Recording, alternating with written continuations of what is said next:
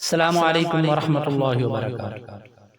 आज की वीडियो में हम हाजिर हुए हैं और जो हमने सिलसिला शुरू किया हुआ था कि जिसके अंदर हम नमाज के अल्फाज को दुरुस्त करना था और नमाज के अल्फाज को पढ़ रहे थे।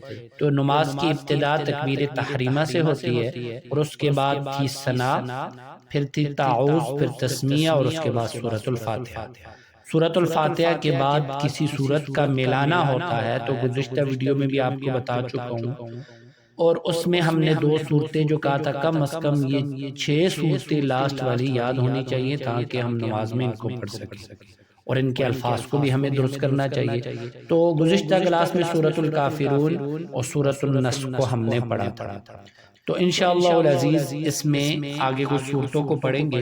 तो वीडियो में आगे बढ़ने से पहले आपसे रिक्वेस्ट है कि जो हमारे इस चैनल पे नए हैं इसको सब्सक्राइब करके बेल आइकन को प्रेस करें और जितना हो सके अगर कोई अपने सोशल मीडिया के थ्रू इसको शेयर करना चाहता है तो शेयर करें ताकि जिनके अल्फाज गलत हैं और उस्ताद के पास जाके या किसी से अपनी इस्लाह नहीं कर सकते, उसमें शर्म महसूस करते हैं, तो इसमें कि वो सुन के और उस पर तवज्जो करे कि ताकि हमें पता चल सके कि हमारे कौन से अल्फाज ठीक हैं और कौन से गलत हैं।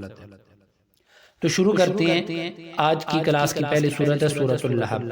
अऊज़ु बिल्लाहि मिनश शैतानिर रजीम। अऊज़ु बिल्लाहि मिनश शैतानिर रजीम। बिस्मिल्लाहिर रहमानिर रहीम।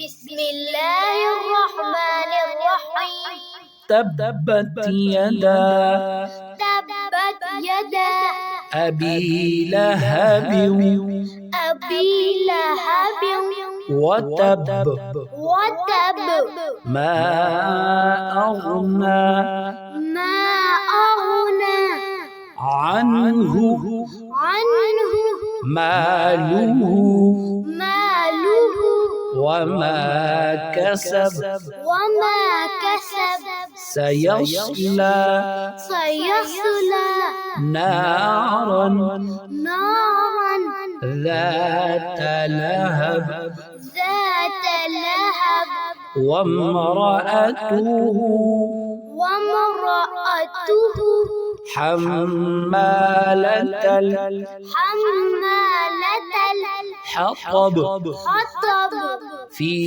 جيدها في جيدها حبل من مسد حبل من مسد تبت يدا أبي لهب وتب ما أغنى عنه ماله وما كسب سيصلى نارا ذات لهب وامرأته حمالة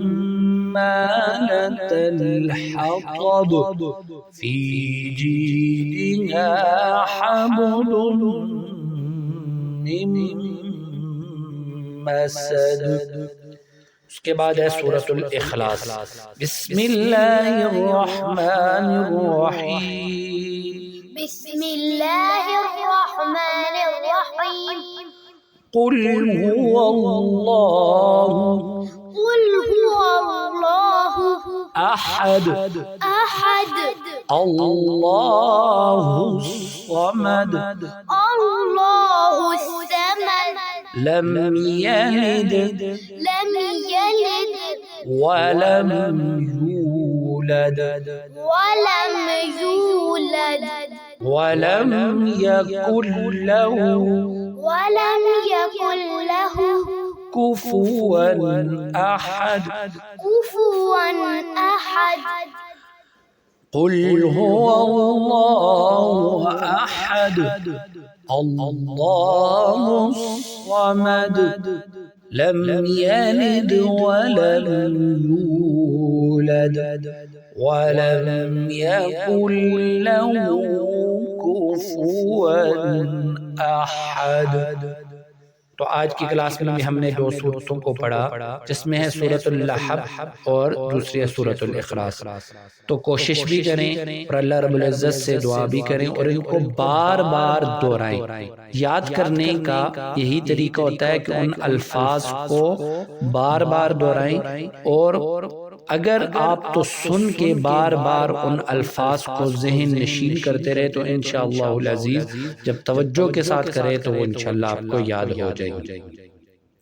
اور پھر ان کو یاد کر کے ہر نماز یا ہر رکعت میں ایک ہی صورت کو متعین نہیں کرنا چاہیے، بلکہ مختلف صورتوں کو پڑھنا چاہیے۔ اور اس کے بعد انشاءاللہ العزیز ہم آہستہ آہستہ اور صورتوں کو بھی پڑھیں گے، اور تاکہ جو یہ چاہتے ہیں کہ ہم یاد کر سکیں تو اس میں بھی ان کے لیے آسانی۔